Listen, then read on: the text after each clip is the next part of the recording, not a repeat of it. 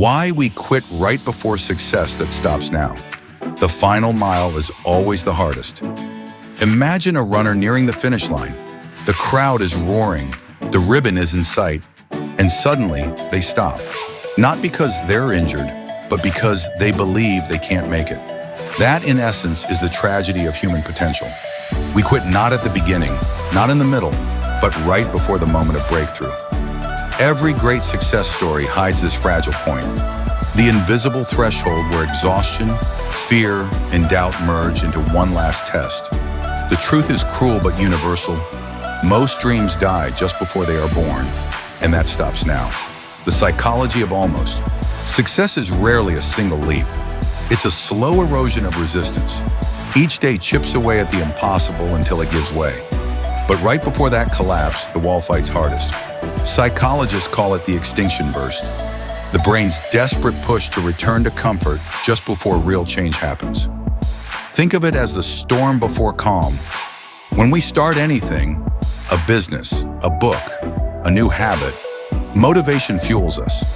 But as results delay and the novelty fades, discomfort replaces excitement. Our brain, wired for survival, not success, whispers, "Stop, this isn't working." Ironically, that whisper often arrives at the precise moment we're closest to a breakthrough. The body feels drained, but it's only because it's adapting.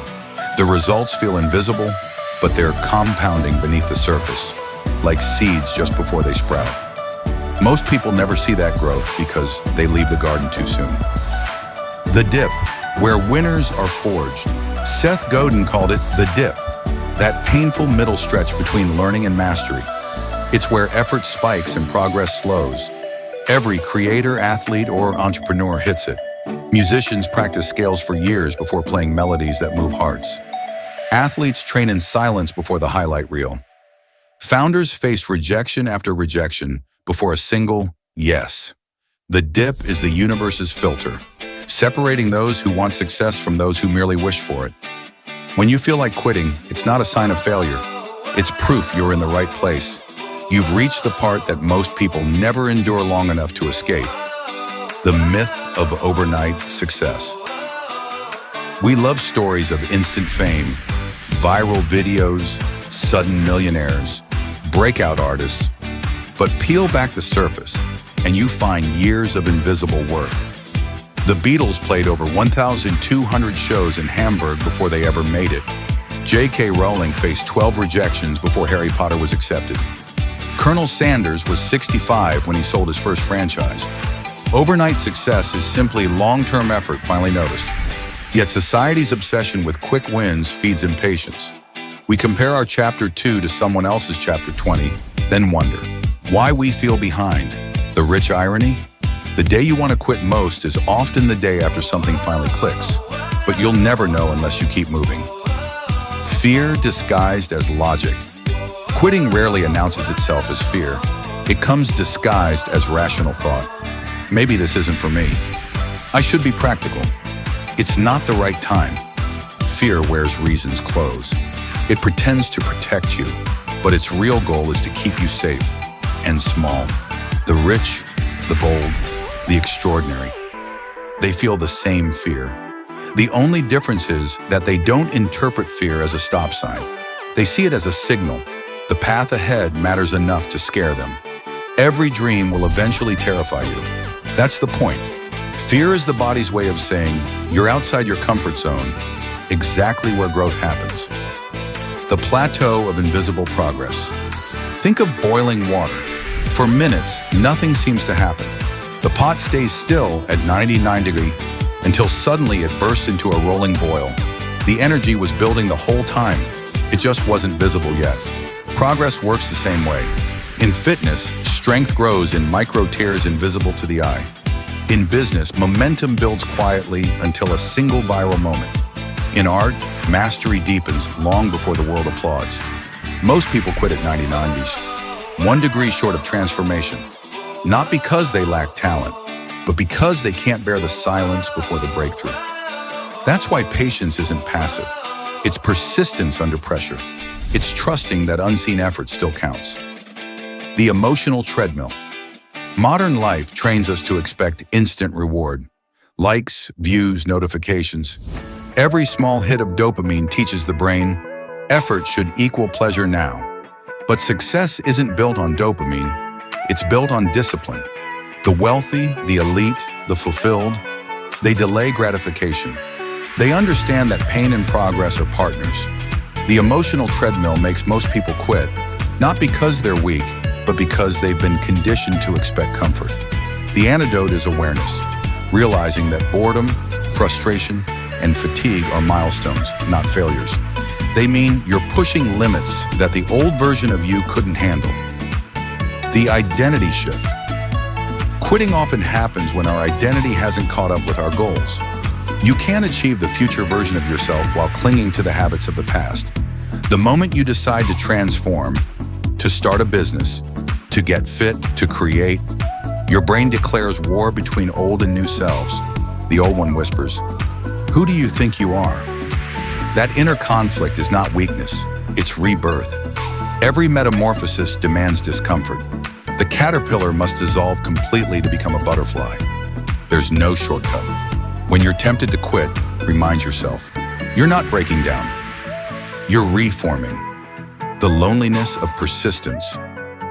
Persistence is lonely. Progress isolates. You'll often outgrow people who prefer comfort to growth. Friends may not understand why you keep pushing when results seem non-existent. But that's the price of mastery. Temporary solitude for permanent freedom. Every visionary endured it.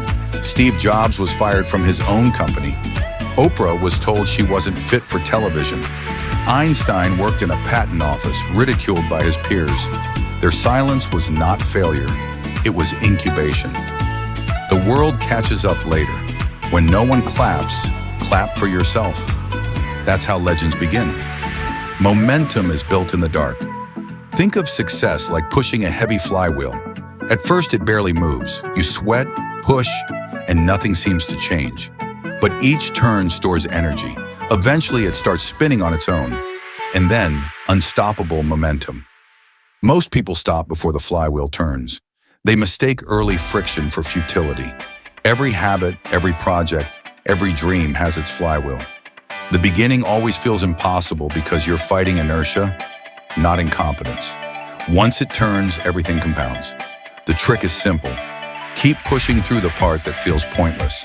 That's where everyone else stops. Redefining failure. Failure isn't falling short, it's stopping short. True failure is quitting before lessons mature into wisdom. The most successful people treat setbacks as tuition fees for mastery. They fail forward, each mistake refining their judgment. Thomas Edison tested 10,000 filaments before inventing the light bulb. When asked about his failures, he replied, "I didn't fail. I found 10,000 ways that won't work." Success doesn't erase failure. It emerges through it. Quitting denies that process. It freezes growth before redemption. The moment you break is the moment you break through. When you reach the edge of exhaustion, when every instinct screams to stop, you are standing on the threshold. That's the point where pressure forges diamonds, where resistance becomes transformation. History's turning points are filled with almosts. Michael Jordan was cut from his high school basketball team. Walt Disney was fired for lacking imagination. They didn't stop there, and that made all the difference. Your breaking point isn't your limit, it's your test. The difference between winners and quitters is not talent, it's tolerance. The ability to stand in discomfort without surrendering to it. The law of the last push. In every field, physics, psychology, finance, the final push costs the most energy, but delivers the greatest reward. Rockets burn 80% of their fuel just to leave the ground. After that, orbit is effortless. The same applies to you. Most of your energy will be spent escaping gravity, the pull of doubt, fear, and fatigue. Once momentum takes over, the climb becomes smooth. If you stop mid-launch, you waste the most expensive part, the push itself. That's why quitting early hurts so much. You were already doing the hardest work, rewiring the mindset. To stop quitting, you must rewire how you define success. It's not a finish line, it's a direction. Replace the question, Am I there yet? With Am I further than yesterday? Replace perfection with progress. Replace outcome obsession with process devotion. Momentum is built through micro wins. One extra rep, one more page, one more call. These small victories retrain your brain to associate persistence with reward. Consistency beats intensity every time. The person who walks daily outruns the sprinter who stops halfway. Why this time is different? Every time you've quit before, you taught your brain that escape equals relief. This time, you'll teach them that perseverance equals evolution. When the impulse to quit arrives, and it will, then pause. Don't run from it, observe it, ask, what fear is this protecting me from? Then take one more step anyway. That single act rewires your self-image. You prove you're someone who doesn't negotiate with fear. Success isn't about never wanting to quit, it's about deciding not to. Conclusion, that stops now. We quit right before success because pain peaks before payoff. Fear disguises itself as logic, and results hide behind boredom. But now you know the pattern, and knowing it means you can break it. The next time you feel the urge to give up, remember, you are likely standing inches away from the breakthrough your past self prayed for. The universe often tests persistence right before it rewards it.